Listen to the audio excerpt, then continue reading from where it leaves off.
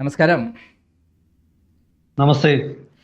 ബാംഗ്ലൂരിൽ ശ്രീ രവിശങ്കറുടെ ഒരു വലിയ പ്രോഗ്രാമിന് എത്തിയ നമ്മുടെ പ്രധാനമന്ത്രി അദ്ദേഹത്തെ കൊല്ലാൻ വേണ്ടി ചില പ്ലാനുകൾ ചെയ്തു എന്ന് 3 പേരെ അറസ്റ്റ് ചെയ്തു എന്നുള്ള വാർത്തയാണ് പുറത്തു വന്നിരിക്കുന്നത്. അതേപോലെ സ്ഫോടക വസ്തുക്കൾ ഇവർ ശേഖരിച്ചിരുന്നു എന്നുള്ള കാര്യവും ഇപ്പോൾ തെളിഞ്ഞിരിക്കുകയാണ്. അത് ഇപ്പോൾ ഏറ്റവും പുതിയ ചില വിവരങ്ങൾ വരുന്നത് അമേരിക്കൻ ചാരസംഘടനയായ CIA ആണ് നമ്മുടെ പ്രധാനമന്ത്രി നരേന്ദ്രമോദിയെ കൊല്ലാൻ പ്ലാനിട്ടതിൻ്റെ പിന്നിൽ എന്നുള്ള ചില വാർത്തകളാണ് പുറത്തു വന്നിരിക്കുന്നത്. ഈ രംഗത്തെക്കുറിച്ച് ഏറ്റവും പഠിച്ചിട്ടുള്ള ഒരു വ്യക്തി എന്ന നിലയിൽ അങ്ങേക്ക് ഇതിനെക്കുറിച്ച് എന്താണ് പറയാനുള്ളത്? ഈ കഴിഞ്ഞ ദിവസം ആർട്ട് ഓഫ് ലിവിങ്ങിന്റെ ബാംഗ്ലൂരിലുള്ള അവരുടെ ധ്യാന മന്ദിരം ഉദ്ഘാടനം ചെയ്യാൻ വേണ്ടിയിട്ടാണ് പ്രധാനമന്ത്രി നരേന്ദ്രമോദി ബാംഗ്ലൂരിലെത്തിയത്. അദ്ദേഹത്തിന്റെ കോൺവോയ് സഞ്ചരിക്കുന്ന വഴിയിൽ കനകപുര റോഡ് എന്ന പ്രദേശത്ത് നിന്നുമാണ് രാവിലെ കോമ്പിംഗ് ഡ്യൂട്ടിയിൽ നിയോഗിക്കപ്പെട്ട ജഗദീശ എന്നൊരു പോലീസുകാരനാണ് ഒരു കാർഡ്ബോർഡ് പെട്ടിയിൽ ക്കുള്ളിൽ പൊതിഞ്ഞു വെച്ചിരിക്കുന്ന 6-7ഓളം ജലാറ്റിൻ സ്റ്റിക്കുകൾ കണ്ടെത്തിയത്. ഈ ജലാറ്റിൻ സ്റ്റിക്ക് നമുക്കറിയാം, അത് സാധാരണ ക്വാറികളിലും അതുപോലെയുള്ള സ്ഥലങ്ങളിലൊക്കെ ഉപയോഗിക്കുന്ന ഒരു സ്ഫോടക വസ്തുവാണ്. ജലാറ്റിൻ സ്റ്റിക്ക് സാധാരണ നിർമ്മിക്കുന്നത് നൈട്രോ സെല്ലുലോസ്, അത് നൈട്രോ ഗ്ലിസറിലോ അല്ലെങ്കിൽ നൈട്രോ ഗ്ലൈക്കോളിലോ അത് ലയിപ്പിച്ചിട്ട് അതിനോടൊപ്പം സോൾട്ട് പീറ്റർ അതുപോലെ മരത്തിന്റെ പൊടി, ഇത് രണ്ടും കൂടെ ചേർത്തിട്ടാണ് ഒരു നീളത്തിലുള്ള ഒരു കമ്പ് പോലാണ്, അതുകൊണ്ടാണ് ഈ സ്റ്റിക്ക് എന്ന് പറയുന്നത്, ഈ സ്ഫോടക വസ്തു ഉണ്ടാക്കിയെടുക്കുന്നത്. ഈ സ്ഫോടക വസ്തു സ്വയം പൊട്ടിത്തെറിക്കുന്നതല്ല, അതാണ് അതിനൊരു ഡിറ്റണേറ്റർ വേണം. അത് സ്ഫോടനം നടത്തണമെങ്കിൽ അതിലേക്ക് സ്ഫോടനം നടത്താനുള്ള മറ്റൊരു ഉപകരണത്തിന്റെ ആവശ്യം. ആ ഡിറ്റണേറ്റർ ഇല്ലാതെ ഇത് തനിയെ സ്ഫോടനം നടക്കില്ല. അതാണ് ഇതിന്റെ ഒരു സേഫ്റ്റി. അപ്പോൾ ഇത് അവിടെ കൊണ്ട് വെച്ചിരിക്കുന്ന ആൾ അതിനോടൊപ്പം ബാറ്ററിയും വയറുകളും ഒക്കെ ഉണ്ട്.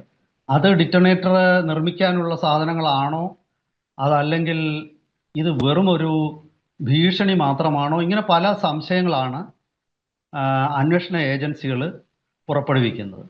5 അന്വേഷണ ഏജൻസികൾ ഒരേ സമയം ഇതിനെക്കുറിച്ച് അന്വേഷിക്കുകയാണ്. NIA, കർണാടക പോലീസിന്റെ സ്പെഷ്യൽ ടീമുകൾ, അതുപോലെ research and analysis wing Roy, അതുപോലെ കേന്ദ്ര സർക്കാരിന്റെ IBയുടെ കീഴിലുള്ള ഇന്റേണൽ സെക്യൂരിറ്റി ഡിവിഷന്, ഇങ്ങനെ ഒരുപാട് ഏജൻസികൾ ഒരേ സമയം ഇത് അന്വേഷിക്കുമ്പോൾ അത് അത്ര നിസ്സാരമല്ല.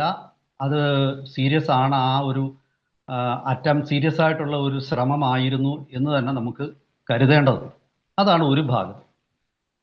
ഇനി മറ്റു കർണാടകത്തിലെ പ്രാദേശിക തലത്തിലുള്ള പത്രങ്ങളൊക്കെ മറ്റു ചില കാര്യങ്ങൾ റിപ്പോർട്ട് ചെയ്യുന്നുണ്ട്. പ്രഥമ ദൃഷ്ട്യാ കർണാടക പോലീസിന് വേറൊരു സംശയമുണ്ട്. ഈ ആർട്ട് ഓഫ് ലിവിങ് പ്രസ്ഥാനവും മറ്റു ചിലരുമായിട്ട് അവിടെ സംഘർഷത്തിലാണ്. അപ്പോ ഈ വിഷയത്തിലേക്ക് ശ്രദ്ധ ആകർഷിക്കണമെങ്കിൽ അത് ഭൂമി സംബന്ധമായിട്ടുള്ള സംഘർഷമുണ്ട്. ഈ വിഷയത്തിലേക്ക് അധികൃതരുടെ ശ്രദ്ധ ക്ഷണിക്കണമെങ്കിൽ അവിടെ ചില പ്രതിഷേധങ്ങളുണ്ട്. പ്രധാനമന്ത്രി അവിടെ വരുന്നതിനോട് ഞങ്ങൾക്ക് വിയോജിപ്പുണ്ട് എന്ന് ചൂണ്ടിക്കാണിക്കാൻ വേണ്ടി ആരെങ്കിലും അവിടെ ഈ ജലാറ്റിൻ സ്റ്റിക്കുകൾ അവിടെ റോഡിൽ നിക്ഷേപിച്ചതാണോ എന്ന് സംശയമുണ്ട്. ഇത് പറയുമ്പോഴും ഒരു സെക്യൂരിറ്റി വീഴ്ച എങ്ങനെ സംഭവിച്ചു എന്നുള്ളതാണ് ഇതിലെ ഏറ്റവും പ്രധാനപ്പെട്ട വസ്തുത എന്നാണ് ഞാൻ കരുതുന്നത്. പ്രധാനമന്ത്രിയെ അപായപ്പെടുത്താനോ ഒരുപക്ഷെ അല്ല, വെറും ഭീഷണിയോ മറ്റുമായിരിക്കാം.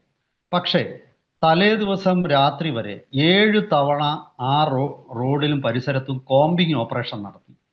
അതായത് എന്തെങ്കിലും സംശയകരമായ സാഹചര്യത്തിൽ എന്തെങ്കിലും വസ്തുക്കൾ ഈ പ്രധാനമന്ത്രി പോകുന്ന വഴിയിൽ എവിടെയെങ്കിലും ഉണ്ടോ എന്നുള്ളത് കേന്ദ്ര ഏജൻസികളും കർണാടക പോലീസും മാറി മാറി ഇത്തരം പരിശോധനകൾ നടത്തിയതിന് ശേഷവും ആര് എങ്ങനെ ഇതവിടെ കൊണ്ടുവച്ചു, അതൊരു ചോദ്യമാണ്.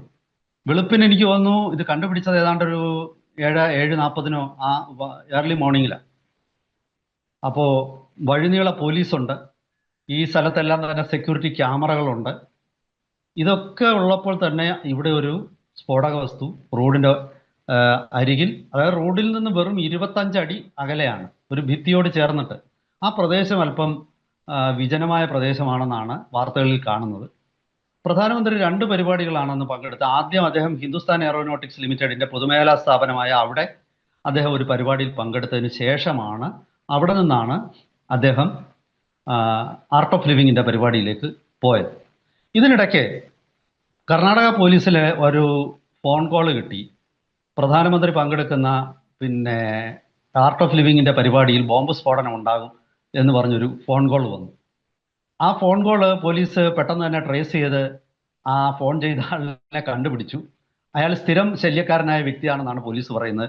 ലോകേഷ് എന്നോ മറ്റോ ആണ് അദ്ദേഹത്തിന്റെ പേര്. ഈ ലോകേഷ് VVIP-കൾ പല ആൾക്കാർ വരുമ്പോഴും ഇത്തരം ഭീഷണികൾ മുഴക്കുന്ന ഒരു വ്യക്തിയാണ്. അങ്ങനെയാണ് പ്രഥമ ദൃഷ്ട്യാ ഇതൊക്കെയാണ് പ്രാഥമികമായിട്ട് അവിടെ നിന്ന് വരുന്ന സന്ദേശങ്ങൾ. പക്ഷേ ഈ ലോകേഷ് പറഞ്ഞത് യാദൃച്ഛികമായിട്ടാണെങ്കിലും ഇപ്രാവശ്യം ശരിയായിട്ടുണ്ട്. ലോകേഷ് മുമ്പ് പറഞ്ഞത് ഏതെങ്കിലും തവണ ശരിയായിട്ടുണ്ടോ എന്ന് പോലീസ് പറയുന്നില്ല. ആരാണ് ഈ ലോകേഷ്? ഇയാൾ എന്തിനാണ്, ഇയാൾക്ക് എങ്ങനെ ഇത്ര ഒരു ഏതാണ്ട് ഒരു വ്യക്തമായ സൂചന നൽകാൻ ഇയാൾക്ക് എങ്ങനെ കഴിഞ്ഞു?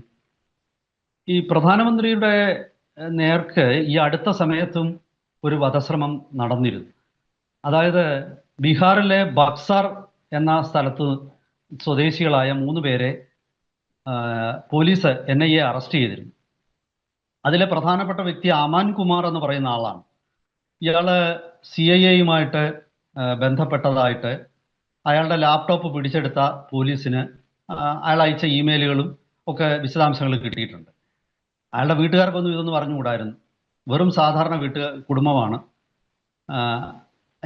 മകൻ ഇങ്ങനെയുള്ള പ്രവൃത്തിയിലേക്ക് പോകുന്നത് എന്തിനാണ് എന്നുള്ള അച്ഛനോ അമ്മയ്ക്കോ ഒന്നും അറിഞ്ഞുകൂടാ. അവര് ആ ഗ്രാമം മുഴുവൻ അത്ഭുതപ്പെട്ടു എന്നാണ് പറയുന്നത്. പക്ഷേ അത് സിമ്രി പോലീസ് സ്റ്റേഷൻ, ബക്സർ പ്രദേശത്തെ സിമ്രി പോലീസ് സ്റ്റേഷൻ പരിധിക്കുള്ളിലായിരുന്നു ഈ കുടുംബം താമസിച്ചിരുന്നത്. പക്ഷെ ഇപ്പോഴ് അന്ന് ആ സംഭവം എല്ലാവരും ഒരുപക്ഷെ മറ്റെന്തെങ്കിലും കാരണങ്ങളൊക്കെ യഥാർത്ഥത്തിൽ പ്രധാനമന്ത്രിയെ തന്നെ ലക്ഷ്യമിട്ടത് ആവണമെന്നൊന്നും ഇല്ല എന്നൊക്കെയുള്ള രീതിയിലാണ് അന്ന് വാർത്തകൾ വന്നത്. പക്ഷെ ഇപ്പോഴ് ആ പ്രദേശം വീണ്ടും ജനശ്രദ്ധയിലെത്തി. കാരണം പുതിയ ബംഗാൾ മുഖ്യമന്ത്രി അവിടെ PA വെടിവെച്ചു കൊന്ന കേസിലെ 3 പ്രതികളും ഈ സ്ഥലത്ത് നിന്ന് തന്നെ ഉള്ളവരാണ്. ഈ ബക്സർ ഈ പറയുന്ന ഏരിയയിൽ നിന്ന് തന്നെ ഉള്ളവരാണ് അവിടെ പോയിട്ട് പുതിയ ബംഗാൾ മുഖ്യമന്ത്രി ശുഭേന്ദു അധികാരിയുടെ PA വെടിവെച്ചു കൊന്നത്. അപ്പോൾ ഇപ്പോൾ സംഗതി കുറച്ചുകൂടെ സീരിയസ് ആയി. കാരണം ഈ പ്രദേശത്ത് രാഷ്ട്രീയ കൊലപാതകങ്ങൾ നടത്താൻ സന്നദ്ധരും അതുപോലെ അതിൽ പരിശീലനം ലഭിച്ചവരുമായ കൊലയാളികൾ ഈ പ്രദേശത്ത് താമസിക്കുന്നു എന്നുള്ളത് അത് പ്രധാനമന്ത്രിക്ക് നേരെ ഉണ്ടായ ഭീഷണിയെ കുറച്ചുകൂടി ഗൗരവത്തിൽ കാണാൻ ഇപ്പം നാഷണൽ ഇൻവെസ്റ്റിഗേഷൻ ഏജൻസിയൊക്കെ പ്രേരിപ്പിക്കുന്നുണ്ട്.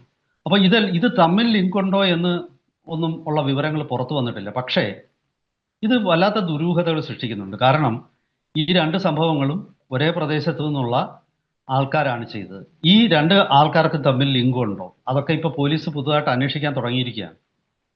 ഇവിടെ നമ്മൾ മനസ്സിലാക്കേണ്ട ഒരു കാര്യം, ഈ ബംഗ്ലാദേശ് അതിർത്തിക്ക് അപ്പുറത്ത് CIA വളരെ ആക്റ്റീവായിരുന്നു. ഈ കഴിഞ്ഞ ഒരു 2 മാസത്തിന് മുമ്പ് അമേരിക്കയുടെ കൂലിപ്പട്ടാളത്തിന്റെ തലവനായിരുന്ന വ്യക്തിയെ അയാള് മ്യാൻമാറിന്റെ കാടുകളിൽ തീവ്രവാദ ട്രെയിനിങ് ക്യാമ്പ് 3 മാസം നടത്തിയതിനു ശേഷം തിരിച്ച് പോകുന്ന വഴിക്ക് ചില മാധ്യമങ്ങൾ പറയുന്നു അയാളെ മണിപ്പൂർ അതിർത്തിയിൽ വെച്ച് അറസ്റ്റ് ചെയ്തെന്ന്. ചിലർ പറയുന്നു ഈ വ്യക്തിയെ കൽക്കത്ത എയർപോർട്ടിൽ വെച്ചിട്ടാണ് അയാൾ തിരിച്ച് അമേരിക്കയ്ക്ക് പോകാൻ ശ്രമിക്കുമ്പോഴാണ് അറസ്റ്റ് ചെയ്തത്. അയാളോടൊപ്പം 6 യുക്രൈനിയൻ പൗരന്മാരെയും അറസ്റ്റ് ചെയ്തിരുന്നു. ഇയാളുടെ പേര് വാൻഡൈക്ക്. ഈ വാൻഡൈക്ക്, മാത്യു വാൻഡൈക്ക് എന്ന് പറയുന്ന ഇയാള് അയാളുടെ ചരിത്രം ഞെട്ടിപ്പിക്കുന്നതാണ്. അയാളാണ് ലിബിയയിൽ കേണൽ ഗദ്ദാഫിയെ പുറത്താക്കാനുള്ള കലാപം ആസൂത്രണം ചെയ്തതും കേണൽ ഗദ്ദാഫി ഒടുവിൽ നിഷ്കാസിതനാക്കിയ വ്യക്തിയാണ് അയാൾ. അതിനുശേഷം സിറിയയിൽ ഹഫീസ് അൽ ആസാദിനെതിരെയുള്ള അട്ടിമറി നടത്തിയതും ഇതേ വ്യക്തി തന്നെയാണ്. അഫ്ഗാനിസ്ഥാനിൽ നിരവധി വിധ്വംസ പ്രവർത്തനങ്ങൾ ആസൂത്രണം ചെയ്ത് നടപ്പാക്കിയ വ്യക്തിയാണ്. അതായത് CIA ഇപ്പോഴത്തെ ജീവിച്ചിരിക്കുന്ന അവരുടെ പടയാളികളിൽ ഏറ്റവും മിടുക്കനെന്ന് വേണമെങ്കിൽ ഇയാളെ കുറിച്ച് പറയാം. ഇയാളെ ഓരോ തവണയും ഈ ലിബിയയിൽ ഗദ്ദാഫിയുടെ ഭരണകൂടത്തെ അട്ടിമറിക്കുന്നതിന് മുമ്പ് അവിടുത്തെ രഹസ്യ പോലീസ് ഇയാളെ കണ്ടെത്തുകയും ഇയാളെ പിടിച്ച് ജയിലിലിടുകയും ചെയ്തിരുന്നു. പക്ഷെ ഒരാഴ്ചക്ക് അപ്പോഴേക്കും നിയന്ത്രണങ്ങൾ കൈവിട്ടു പോയിരുന്നു. അങ്ങനെ ഗദ്ദാഫി നിഷ്കാസിതനായി. ഇയാളെ അറസ്റ്റ് ചെയ്ത് ഒരാഴ്ചക്കുള്ളിൽ ഗദ്ദാഫി നിഷ്കാസിതനായി. അപ്പോൾ ഗദ്ദാഫി നിഷ്കാസിതനായതോടുകൂടി അയാളെ പുതിയ ഭരണകൂടം അമേരിക്ക അയാളെ വിട്ടയച്ചു. അയാളെ പുതിയ ഭരണകൂടത്തിന്റെ സുഹൃത്തായി അയാൾ തിരിച്ച് അമേരിക്കയ്ക്ക് പോയി. ഇത് തന്നെയാണ് പലയിടത്തും സംഭവിച്ചത്. ഇയാൾ എവിടെയെങ്കിലും അറസ്റ്റിലായാൽ ഇയാളെ മോചിപ്പിക്കാനായിട്ട് അമേരിക്കൻ സർക്കാർ വലിയ സമ്മർദ്ദം ചെലുത്തും. ഏറ്റവും ഒടുവിൽ ഞാൻ മനസ്സിലാക്കുന്നത് ഇപ്പോൾ ഇയാൾ തിഹാർ ജയിലിലിട്ടിരിക്കുകയാണ്.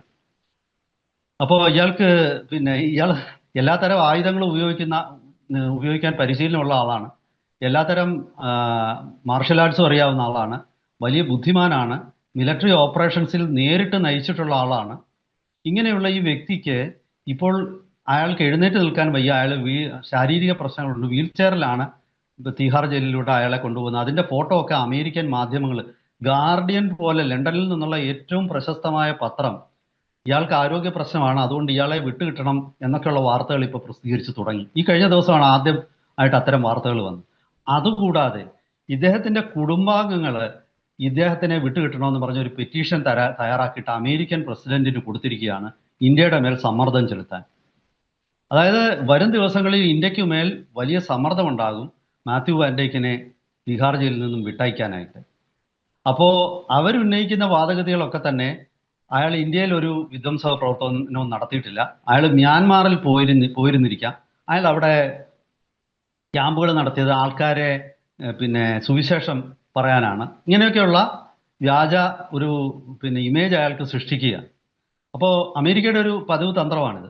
ആദ്യം ഒരു ആളിനെ വിശുദ്ധനാക്കിയിട്ട് പിന്നീട് അയാളെ മോചിപ്പിക്കാനായിട്ട് പല ശ്രമങ്ങളും നടത്തും. പിന്നീട് ഇന്ത്യയുടെ മനുഷ്യാവകാശ ലംഘനങ്ങളെ കുറിച്ച് അവർ പറയാൻ തുടങ്ങും. അങ്ങനെ ഒരു വലിയ തന്ത്രം. അതിനിടയ്ക്ക് മറ്റു രീതിയിൽ ഇന്ത്യയെ ടാർഗറ്റ് ചെയ്യുകയും ചെയ്യും. ഒരുപക്ഷെ മോദിക്ക് നേരെ നടക്കാൻ അതായത് മോദിയെ നേരെ നടന്ന വധശ്രമങ്ങൾ മോദിക്ക് നേരെ നടന്ന അറ്റംപ്റ്റുകൾ ഇതുമായിട്ട് ബന്ധപ്പെട്ടതായിരിക്കും എന്ന ചിന്തിക്കാനുള്ള ഒരു സാധ്യതയുണ്ട്. ഒരുപക്ഷെ ഇതെല്ലാം പരോക്ഷ ഭീഷണിയായിരിക്കാം. ഞങ്ങൾ പറയുന്നത് കേട്ടില്ലെങ്കിൽ നിങ്ങൾ ഇത്രയധികം കോമ്പിങ് ഓപ്പറേഷൻ നടത്തിയ ഒരു റോഡിൽ സ്ഫോടക വസ്തു വെക്കാൻ ഞങ്ങൾക്ക് സാധിച്ചു. തൽക്കാലം അത് ഡിറ്റണേറ്റർ ഇല്ലാതെ പൊട്ടിത്തെറിക്കാത്ത ഒരു ജലാറ്റിൻ സ്റ്റിക്കാണ്, കുറച്ച് ജലാറ്റിൻ സ്റ്റിക്കുകളാണ്. നാളെ ഞങ്ങൾ ഒരു ലാൻഡ് മൈനോ അല്ലെങ്കിൽ ഒരു IED എക്സ്പ്ലോഷൻ, ഇംപ്രൂവൈസ്ഡ് എക്സ്പ്ലോസീവ് ഡിവൈസോ ഒക്കെ ആണെങ്കിലോ ഞങ്ങൾക്കിത് ചെയ്യാൻ കഴിഞ്ഞു എന്നുള്ളത് നിങ്ങൾക്ക് മനസ്സിലായല്ലോ. ഒരുപക്ഷെ ഈ ലോകേഷ് എന്ന വ്യക്തിക്ക് ഈ ഇൻഫർമേഷൻ കൊടുത്തതും CIA പോലുള്ള ഒരു ഏജൻസി കൂടുന്നില്ലല്ലോ.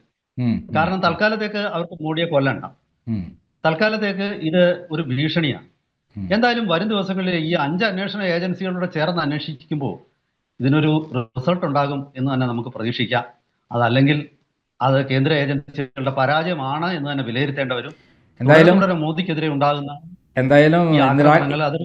ഇന്ദിരാഗാന്ധി മരിച്ച പോലെ, രാജീവ് ഗാന്ധി മരിച്ച പോലെ ഒരു ഓപ്പറേഷൻ എവിടെയോ പ്ലാൻ ചെയ്യുന്നു എന്ന് നമുക്ക് വിശ്വസിക്കാം. തീർച്ചയായിട്ടും അതിനൊരു സാധ്യതയുണ്ട്. കൂടുതൽ വിശദാംശങ്ങളുമായിട്ട് നമുക്ക് വരും ദിവസങ്ങളിൽ വീണ്ടും നമ്മുടെ പ്രേക്ഷകർക്ക് മുന്നിലെത്താം. അതുവരെ എല്ലാവർക്കും നമസ്കാരം.